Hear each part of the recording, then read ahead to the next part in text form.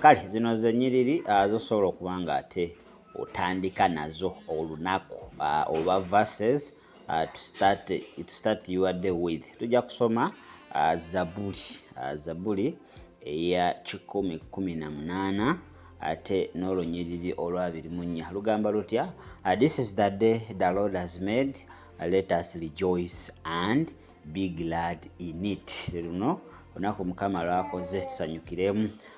Ojja kusoma Colossians oba Abakolosaayo 3:12 egamba etya? Since God chose you to be the holy people he loves, you must clothe yourself with a tender-hearted mercy, kindness, humility, gentleness and patience. Byebyo by'onotambuliramu. Ojja kusoma Abafilipi 4:13 egamba etya? I can do all things through him who gives me strength. Nsobola okukola byonna okuyita mwoyo akola ki? Mpa amaanyi. Ojja kusoma Mika 6:8 agamba atya? The Lord has told you what is good, and this is what he requires of you, to do what is right, to love mercy, and to walk humbly with your God. Kale ngero 16:24 agambye atya? Kind words are like honey, sweet to the soul and healthy for the body.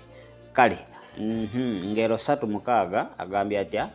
Seek his will in all you do, and he will show you which path to take.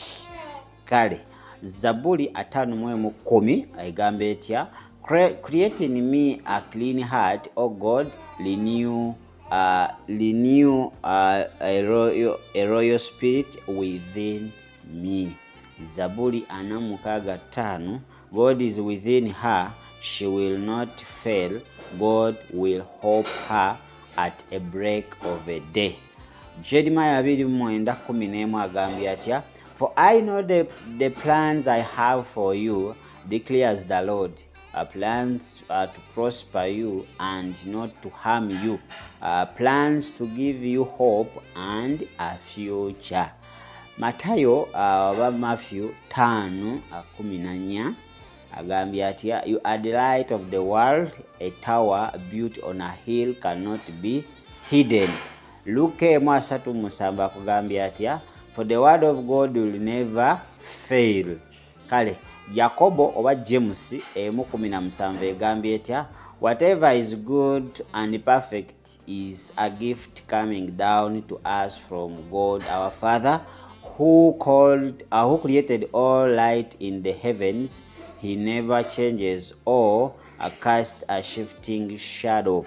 Zabuli 2:7 nayo tandika nayo. Yet I am confident I will see the Lord's goodness while I am here in the land of the living. Esther 4:14 nayo tandika nayo lunaku olwaleero. Who keeps egamba etya? Who knows if perhaps you were made queen for just such a time at this. Kitegedde? Mark 16:15 tandika nayo.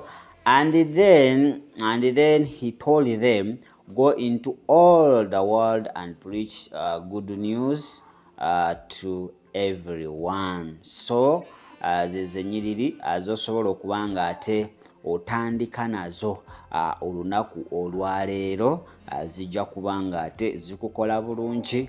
Mukama ajja kuba nga ate azikuweeramu omukisa. Sigenda kuba nga nsukka wano, ndowooza tusinkane mu kitundu kyaffe ekyokubiri.